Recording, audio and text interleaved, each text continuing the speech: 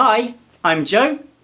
I'm non-binary and my favourite colour is blue. Or as other people call it, proof I must therefore be a boy. It may not seem like a big deal, it's just a colour that I like, that I think suits me. But to express that simple fact completely goes against my non-committal relationship with gender.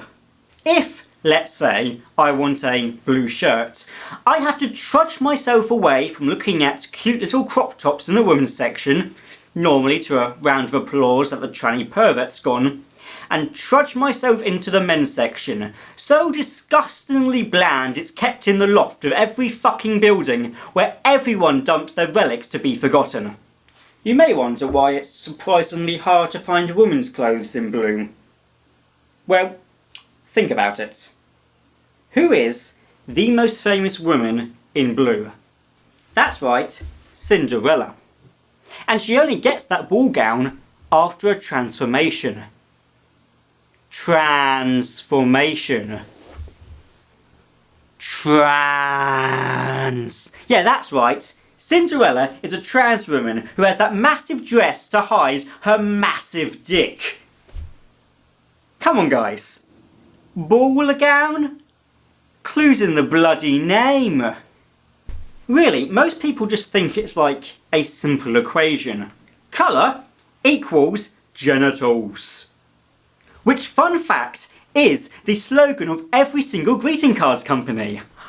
It is also an idea championed when we colour code our infants. I mean, seriously, logically, the best colour for baby clothes is either white, if you want to know where the piss stains are, or black, if you would rather not. Anyway, I digress. And so, I go outside in a blue shirt and I see every single Conservative's brain spasm as they draw that single firm line on their mental whiteboard between blue and penis. Circling it and underlining it and writing in capital letters next to it, immutably man. I mean, that kind of binary judgment makes me feel like I failed the first criteria to actually be non-binary. Blue? The basic bitch boy answer?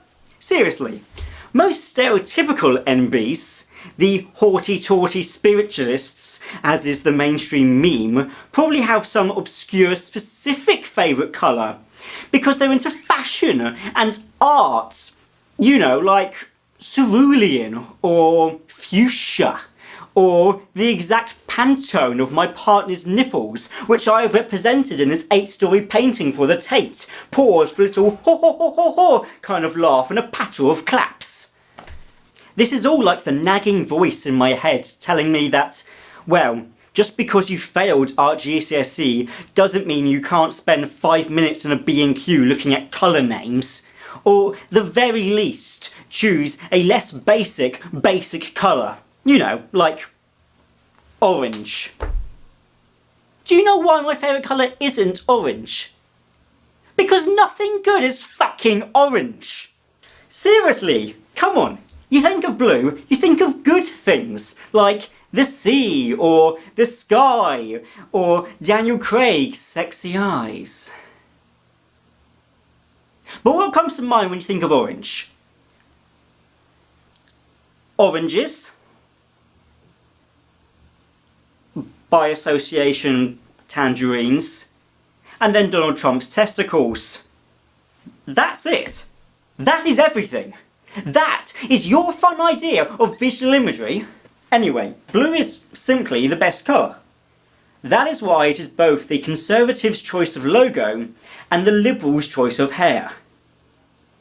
So, there. I like blue. And the existence of testicles has nothing to do with that fact. Clearly unlike you orange-loving freaks.